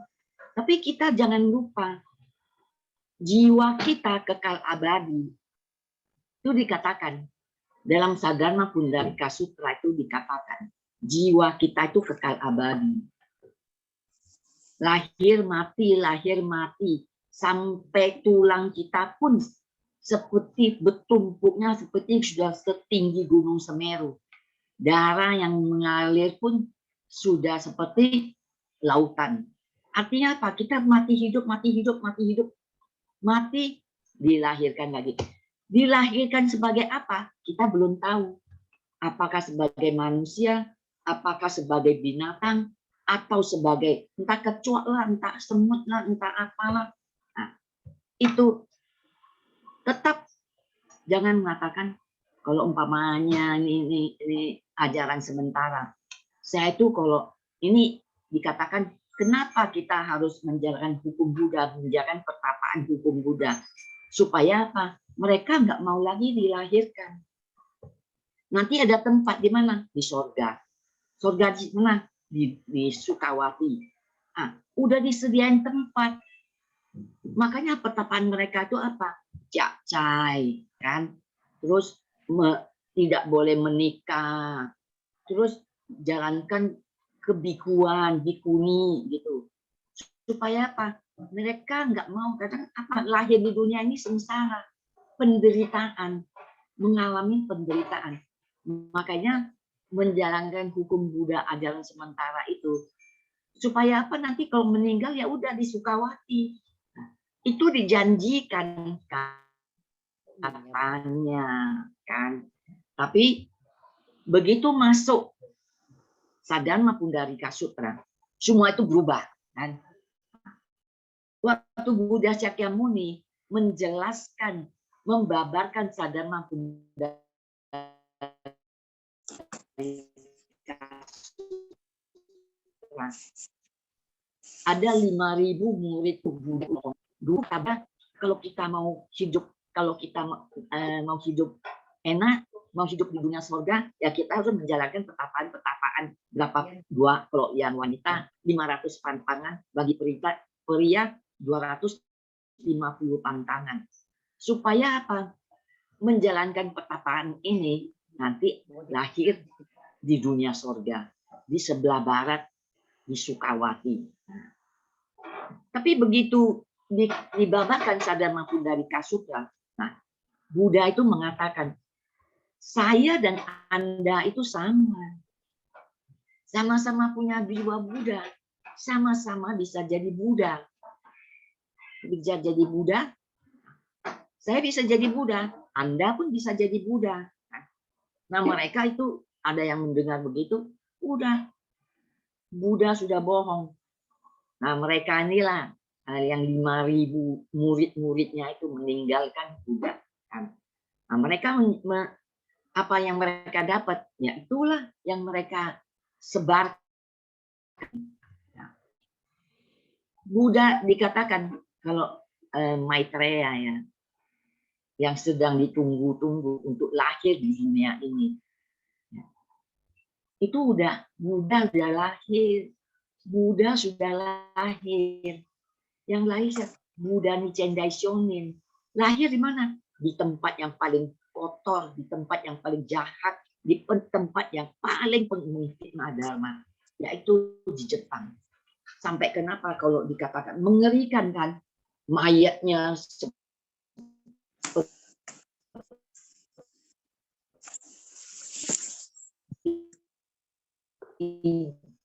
ditumpuk-tumpuk seperti jembatan, baju-bajunya semua hilang. Kenapa? Enggak ada pakaian saat itu.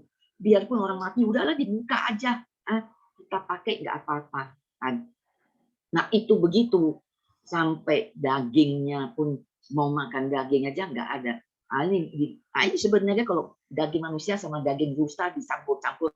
Ini kata, oh ini daging rusa ya, padahal itu ada daging manusia. Karena nggak ada makanan. Itu tempat pengfitnahan dharma. Makanya saya bilang, apakah sekarang kita ketemu Namyo Renge-kyo nggak ada yang memfitnah dharma? Banyak yang memfitnah dharma. Memfitnah dharma, 14 pengfitnahan dharma. Yang paling satu aja saya bilang, males saya.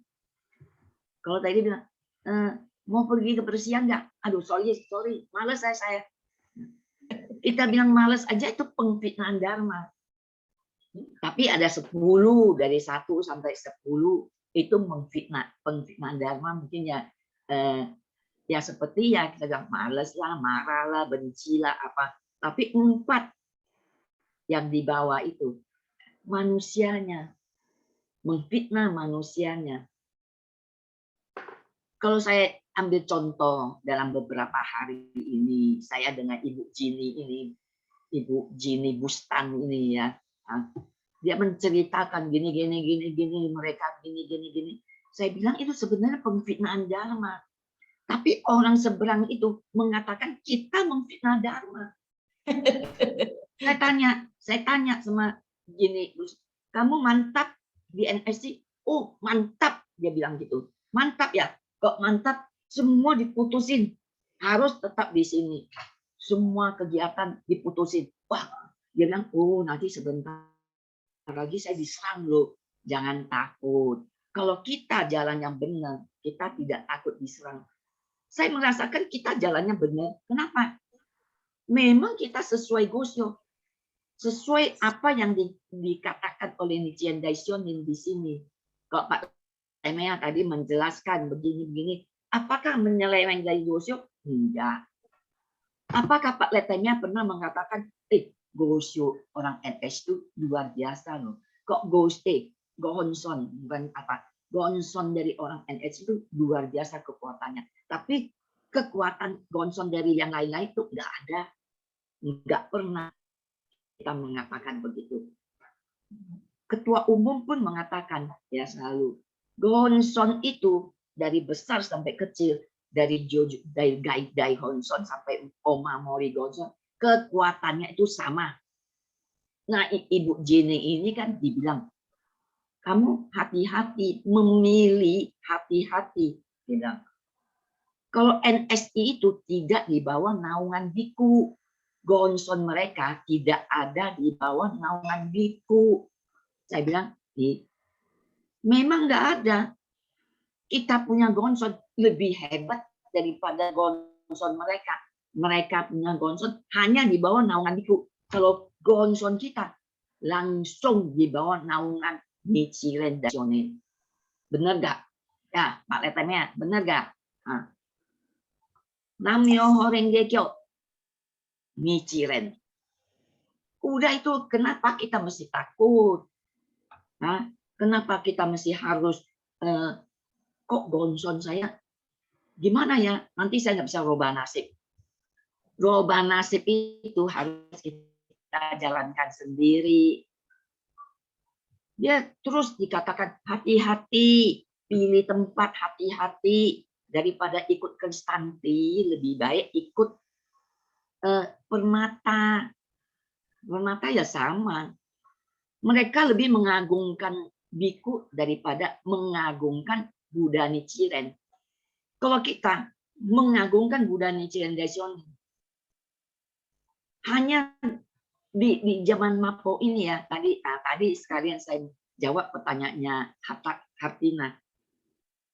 Waktu Buddha Nichiren Daishonin mau mewujudkan Gohonson ini, ya, udah dihitung hari-harinya. Oh, ini sudah dekat, sudah mau masukin zaman Mapo, sudah memasukin akhir zaman. Makanya sudah waktunya Nichiren Daishonin itu mewujudkan Daigonson. Itu sudah masuk ya. Jadi Nichiren Daishonin pun tidak sembarangan mewujudkan Daigonson.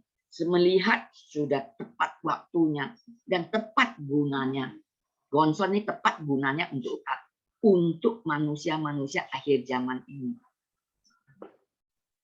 Yang paling dosa yang paling besar apa sebenarnya? Pengfitnahan dharma. Pengfitnahan dharma itu membawa manusia, jiwa kita yang seharusnya percaya pada Gohonson, percaya pada Nichiren Daishonin, percaya pada apa yang dibabarkan oleh Buddha Nichiren Daishonin. Jadinya apa? Melenceng. Jadi menyeleweng. Makanya dikatakan, oh mereka tuh nggak ada hubungan darah. Itu yang dikatakan, yang Ibu Jenny ini, yang mereka katakan, hati-hati loh, mereka nggak ada hubungan darah loh. Hubungan darah sama siapa? Saya tanya. Nah, kalau hubungan darah sama biku memang nggak ada. Karena kita kan bukan orang Jepang, kan? Kita kan orang Indonesia. Tapi hubungan darah dan hukum dengan hukum Nichiren Daishonin itu tetap ada. Begitu kalau kita memutuskan, udahlah saya nggak mau sembahyang Gohonson lagi, nih Gohonson mau kembaliin, saya mau pergi ke sembahyang yang lain. Nah, itu saat itu putuslah hubungan darah. Hubungan darah ini dengan hukum, dengan dharma, bukan dengan manusianya. Jadi kalau terus dikatakan tidak ada hubungan darah dengan biku, itu salah besar. Kalau mengatakan begitu, apakah itu bukan pengfitnahan dharma? Itu pengfitnahan dharma. Jangan merasa sekarang saya hidupnya udah materi, udah semua, udah mencukupin, melebihin, bukan mencukupin lagi, melebihin. Artinya saya udah jalannya, saya udah benar. Saya katakan, orang yang tidak sebut Nam-myoho Renge Kyo, banyak yang kaya raya. Kan selalu saya katakan. Jadi bukan dilihat dari materinya, tapi dilihat. Kalau umpama ini ada yang mengatakan, kok kita sering mengatakan Gonson itu agung, tidak ada duanya di alam semesta ini. Gimana agungnya kalau manusianya begitu? Gimana kelihatan agungnya? Manusianya aja brengsek. Kan? Umpamanya kita kita itu di rumah hari-hari Gongyo Daimoku kan. Seperti minggu Jumat kemarin saya bilang umat tiap hari Gongyo Daimoku, Daimokunya banyak, Gongyonya tepat waktu. Nah, tapi mulutnya nggak bisa dijaga. Kelihatan nggak agungnya Gonson ini? Malah kita mengfitnah dharma. Jadi apa? Kok katanya dia sembahyang Gonson? Kok dia sikapnya begitu ya? Yang harus kita rubah apa? Sinkui kita kan. Gerakan kita, yaitu badan, gerakan pelaksanaan kita, mulut kita, jiwa, perasaan jiwa kita. Itu kan harus rubah semuanya. Dulu saya brengsek, tapi sekarang kelihatan dia baik. Jadi dulu dia brengsek lu, tapi sekarang rubah lu, dia hebat lu. Sembahyang apa dia? Pasti ditanya. Kan ditanya, oh Gonson ya, hebat ya. Gonson bisa merubah seseorang yang dari brengsek bisa menjadi seorang yang begitu baik. Dulu sedikit emosi, sedikit emosi, kan? Tapi sekarang dilihat bisa terima, tidak selalu emosi. Terus ingin seperti kata Ibu Pisang, membuat perasaan jiwa kita itu adem, tenang. Memang di sini di Triloka ini nggak ada yang tenang. Tidak ada, memang. Kan kalau dibilang apa itu? Triloka itu kan Kamadhatu, Rupadhatu, Arupadhatu. Kamadhatu itu kan hawa nafsu, kan? Hawa nafsu kita. Rupadhatu, kan? Semua itu nggak ada yang tenang. Semua itu juga merupakan hawa nafsu dari masing-masing Rupadhatu. Merasakan, kalau saya ini cantik, kan? Waduh, tadi Golihwa bilang, umpamanya nih, tadi Golihwa bilang, oh Kristanti itu juga awet muda. Seneng nggak? Oh seneng sekali. Kalau ya, saya juga pengen sebenarnya lama katanya kayak Ibu Golihwa sudah berat badannya naik 5 kilo. Berarti tambah cantik dong, kan? Tambah muda dong. Tapi nggak dibuka. Udah dibuka gelap-gelap lagi. Nggak kelihatan mukanya. Nah, dia curang. Dia ingin lihat kita semua, tapi dia nggak mau dilihat. Kan kok kita lihat, oh Ibu Golihwa sekarang tambah awet juga. Seneng kan? Seneng. Nah, itu seperti mengatakan Rupadhatu ini. Arupadhatu ini perasaan jiwa dalam keadaan jiwa, ya itu. Ya hawa nafsu ya pun dalam keadaan jiwa juga. Tapi ketemu Nam-myoho Renge Kyo itu bisa membuat kita itu hidup dalam tanah, dikatakan tanah Jakko itu ada dalam perasaan jiwa kita. saya kok lihat tadi, kok kita itu kayak banyak grup ya, dan banyak grup. Ada grupnya sekolahan, ya, ada grup dari Dharma Duta, wanita sadharma, banyak lah. Nah, kalau dari grupnya sekolahan itu kebanyakan mereka masih ada di itu di tebing tinggi di kampung halaman saya kan. Nah, tadi di post ada anak tebing tinggi ya masih muda lah umur ya masih anak muda lah kerja di Kamboja kan, terus dibunuh orang, terus dilempar dari lantai 11 mati kan, sudah disiksa, dibunuh dan disiksa, dilempar dari lantai 11 mati. Nah, tadi kok dapat kabar kemarin ya, anaknya Bapak Gubernur kita Jawa Barat itu sudah ketemu jenazahnya kan. Nah, itu walaupun sakit hati masih senang, bisa lihat nih, oh anak saya sudah meninggal, oke lah bisa terima.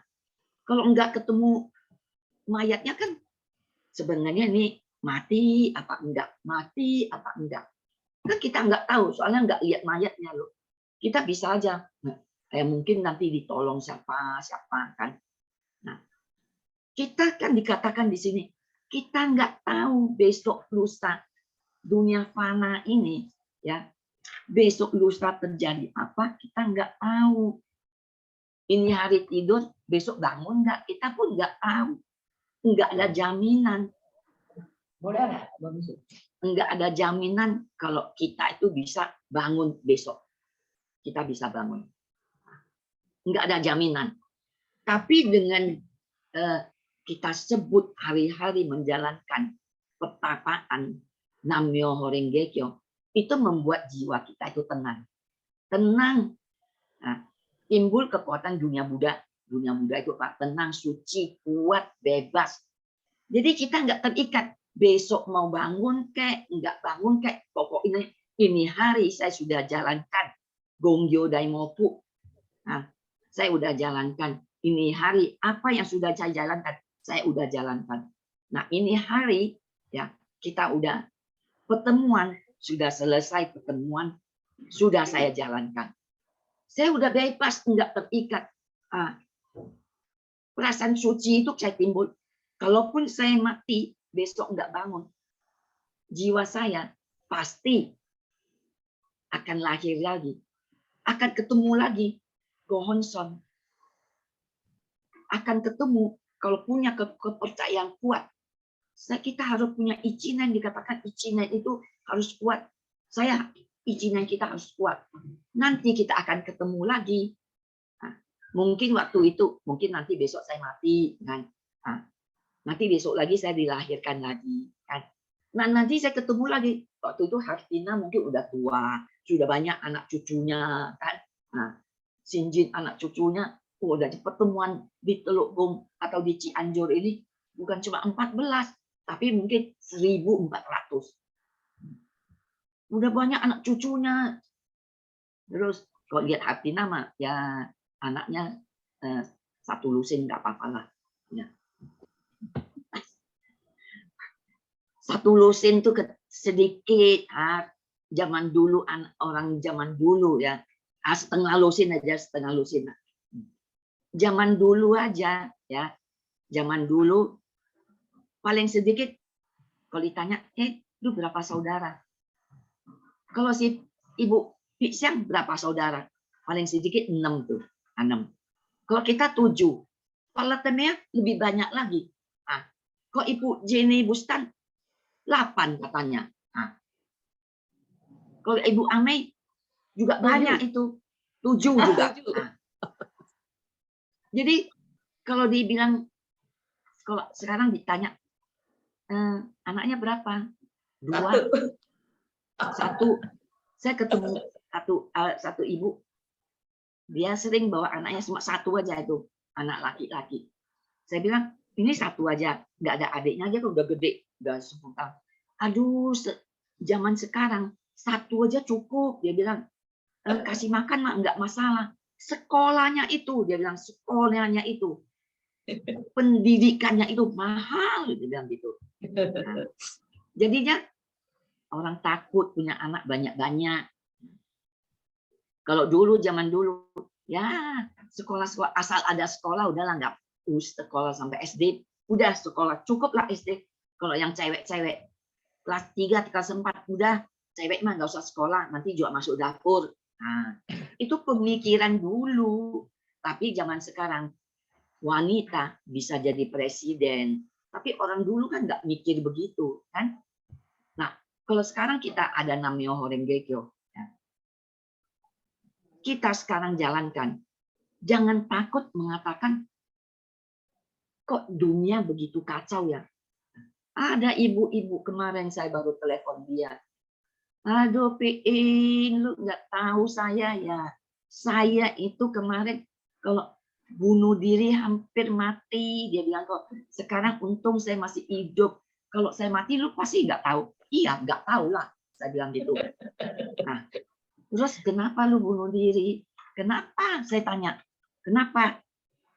Ya, dia bilang susah lah. Dia bilang hidup susah. Susah apa? Kamu punya rumah. Punya anak, punya duit. Saya nggak punya rumah, ya. Kalau rumah anak saya bukan rumah saya, kan? Saya nggak punya rumah. Saya bilang duit, jangan bilang nggak ada duit ya. Ada, ya. 100.000, 500.000 itu duit loh. Nah, jadi saya bilang kenapa kamu kok bodoh amat?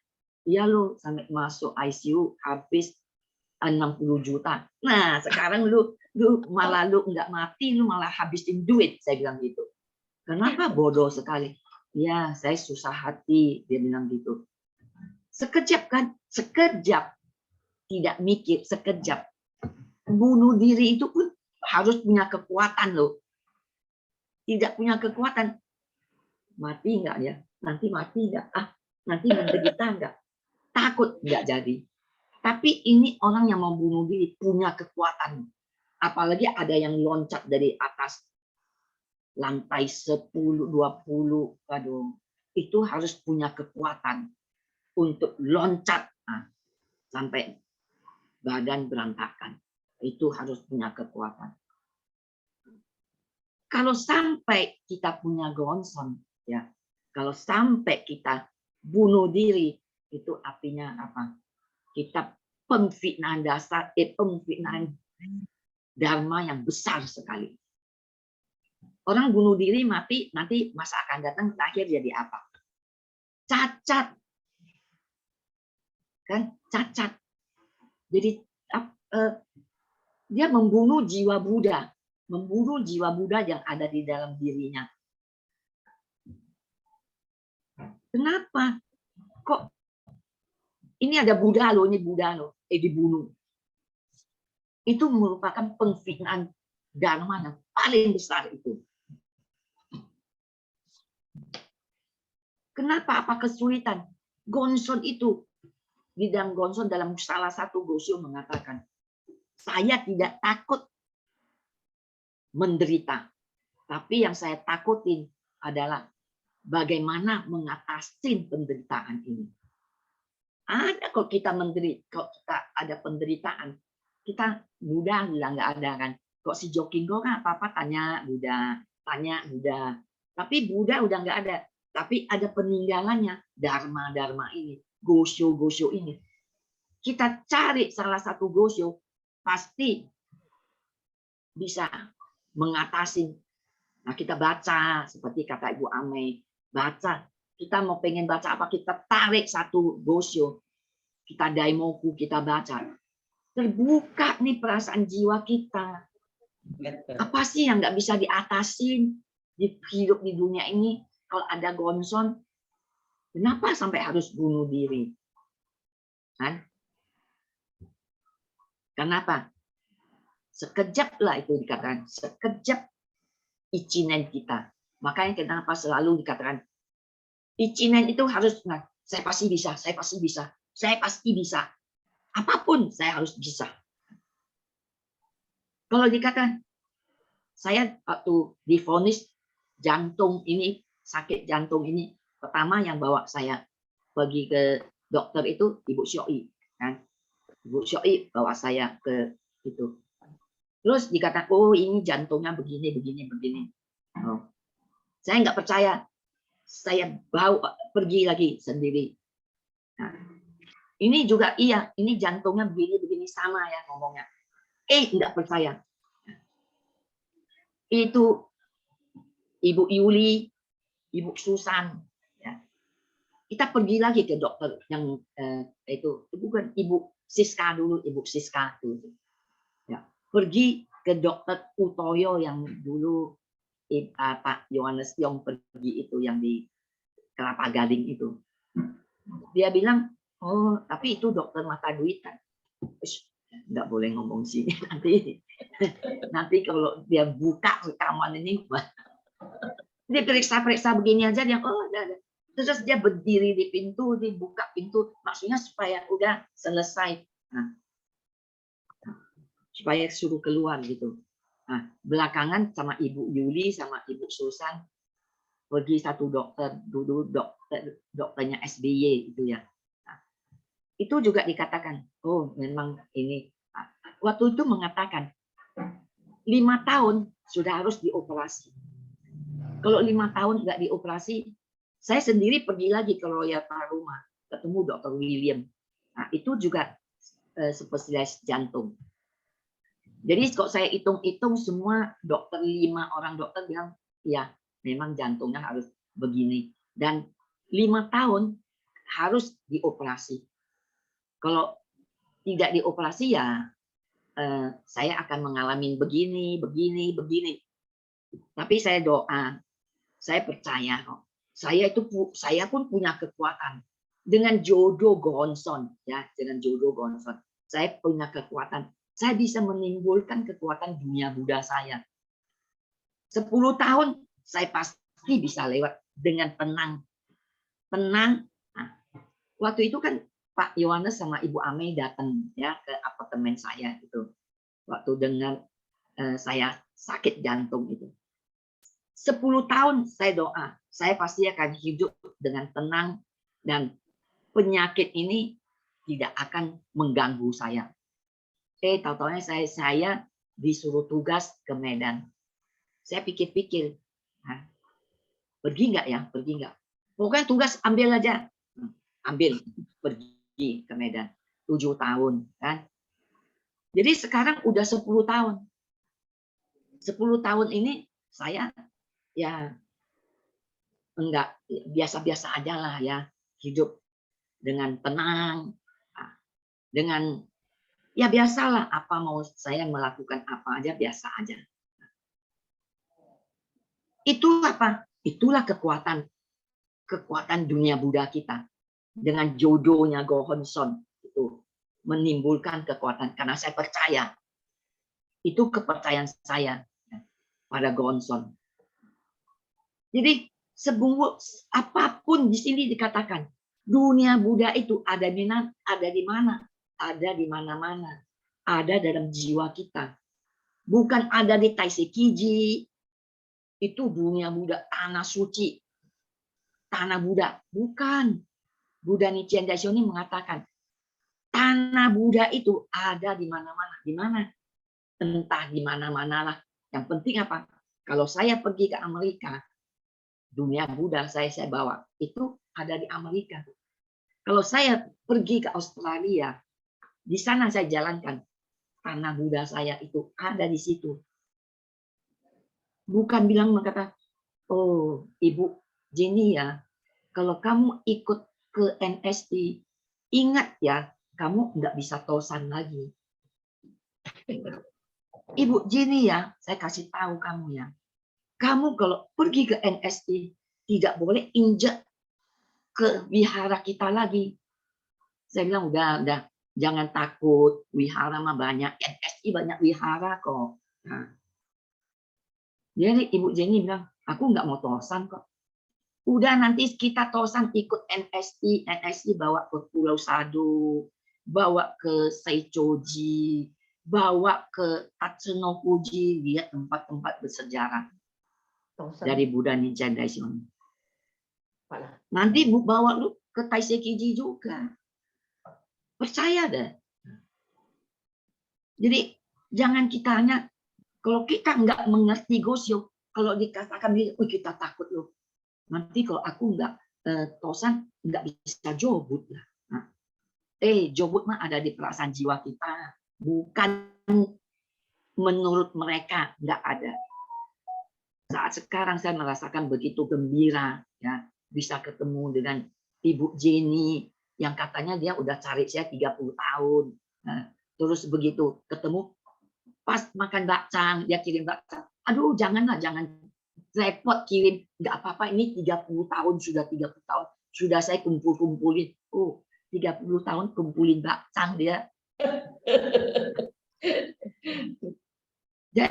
Jadi kita kalau belajar, ya, kita paham, kita sadar, kita nggak takut kok kemana-mana. Seperti Gosyo Kyoho Goje, kemanapun kita pergi, dasar raksasi pasti akan melindungi. Itu janjinya loh.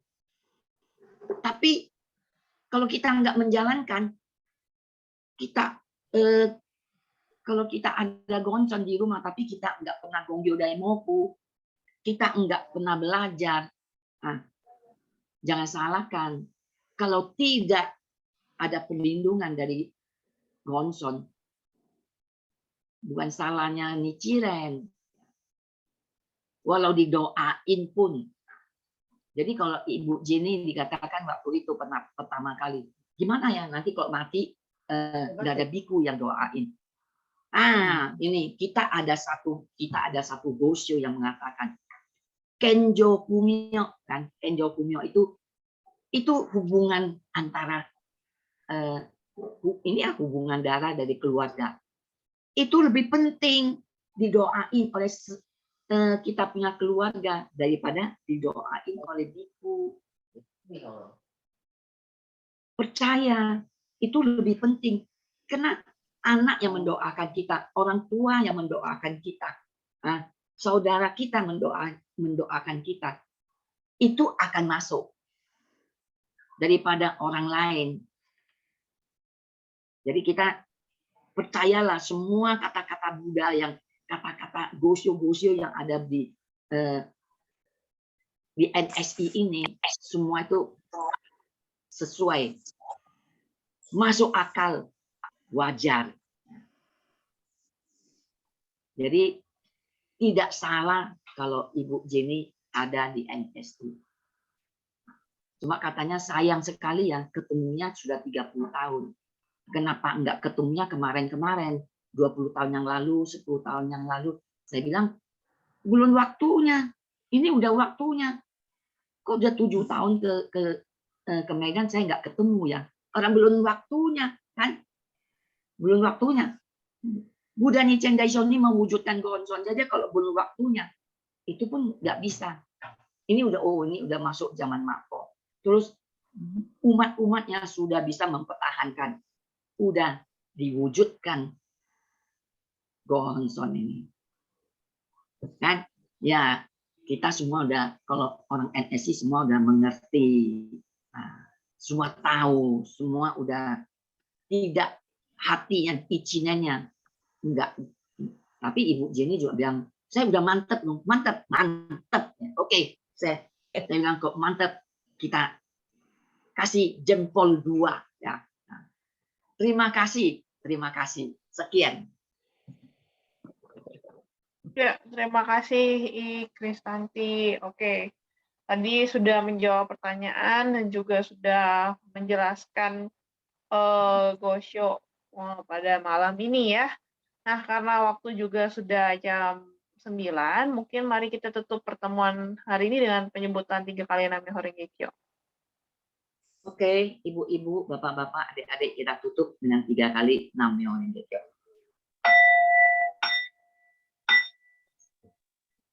Nam-myoho Renge Kyo. Nam-myoho Renge Ge kyong